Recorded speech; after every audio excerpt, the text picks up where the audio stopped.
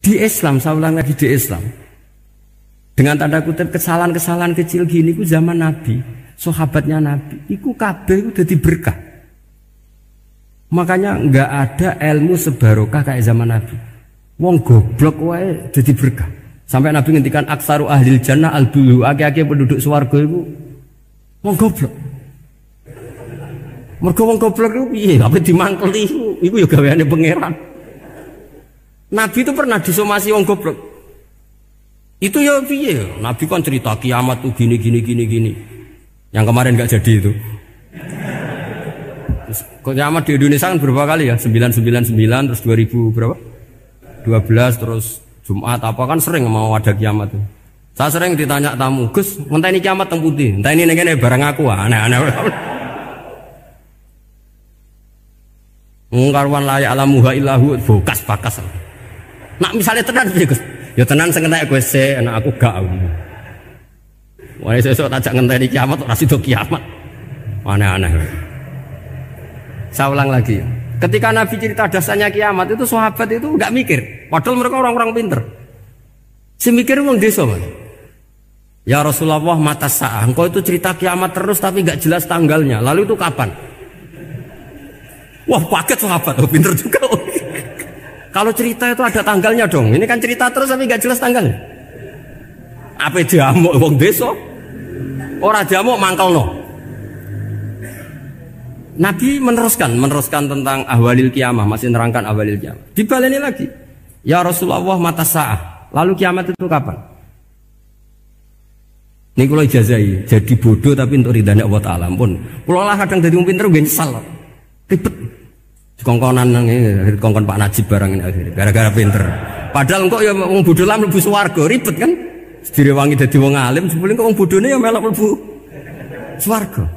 Wong gelombang kedua itu pengumumannya siapa pencinta Nabi, pencinta wong alim masuk swarga. Yang pertama seleksinya agak ketat. Yang kedua itu ya muhibbin mun cukup mun. Jadi sebenarnya swarga ya ketemu wong ra jelas-jelas nih. Wah repot ya.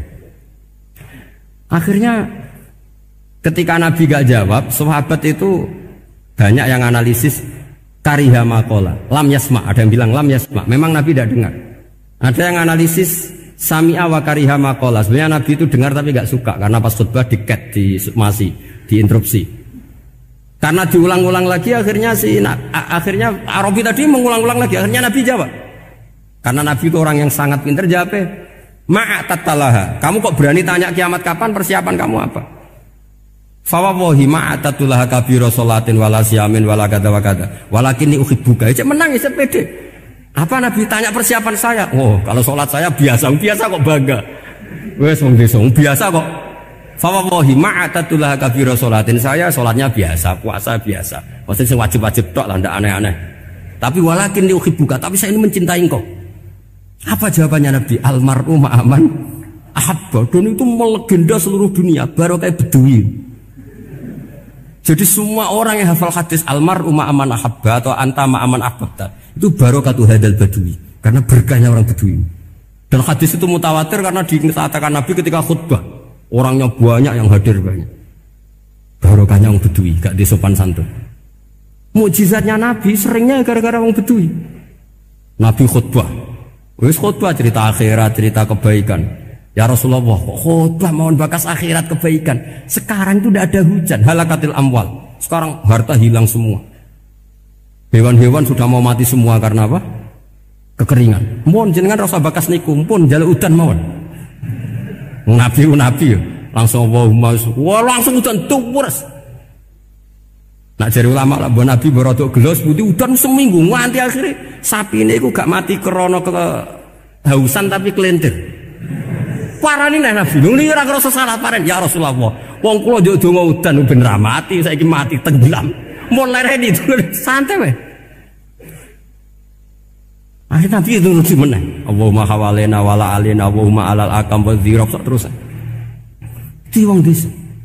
Betapa barokahnya wong desa iki orang tahu. Betapa Rasulullah itu sekali ngendikan alam itu harus tunduk. Jadi min mu'jizati Rasulullah sallallahu alaihi wasallam itu sekali ngendikan alam itu harus ngikuti. Jadi Nabi misalnya ngendikan hujan, itu panitia hujan, malaikat hujan harus nuruti. Nabi ngendikan berhenti juga harus berhenti. Makanya enak jadi nabi itu. Tapi kamu nggak mungkin sudah tutup, tidak ada mungkin.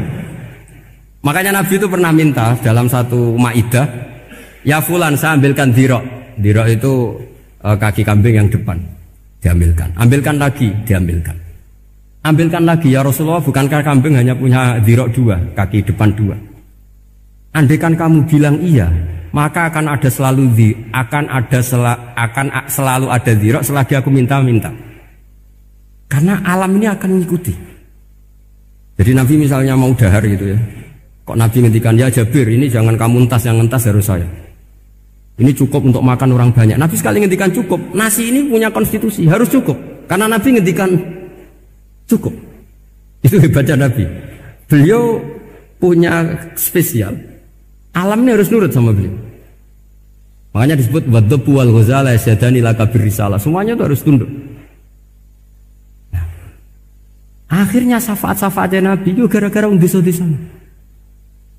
Saya itu pengagum wong bodoh ya, termasuk hadisul Arabi tadi. Ada orang desa tanya, ya Rasulullah nanti kalau saya mati itu yang ngisap siapa ya? Allah ya. Wah bagus lah, terus mulai. Barang mulai, abe guya-guyu. Nabi iya karpe, dipanggil lagi. Ya Arabi kenapa kamu tertawa-tawa terus pulang? Ya bagus lah kalau yang ngisap Allah. Selama ini hubungan sama Allah saya baik-baik saja. Tapi Nabi muji faqhu hadzal Arabi, wis pinter kowe cong.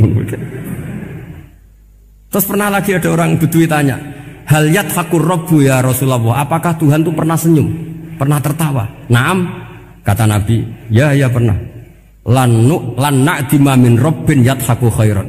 Kalau Tuhan pernah senyum, pernah tertawa, wah orang kalau pernah tertawa itu pasti baik. Ya baguslah, enggak apa-apa. Jadi makanya ini unik ya, Islam itu agama yang unik. Agama yang berkah, yang alimnya ya ketulungan, yang bodoh juga ketulungan. Karena memang agama ini untuk semua, lil alamin, untuk semua. Maka kata Imam Ghazali, Allah mengutus Nabi itu diutus ke raja-raja, diutus ke pedagang, diutus ke aromil, diutus ke fuqara, diutus ke birokrat, diutus ke apa saja. Ila jami'i sunufin nas, ila jami'i asnafin nas. Bahwa semua yang mengapresiasi kenabiannya Nabi itu mulai raja, pedagang, PNS, birokrat, orang miskin, orang apa saja mengapresiasi dakwahnya Rasulullah Shallallahu Alaihi Wasallam.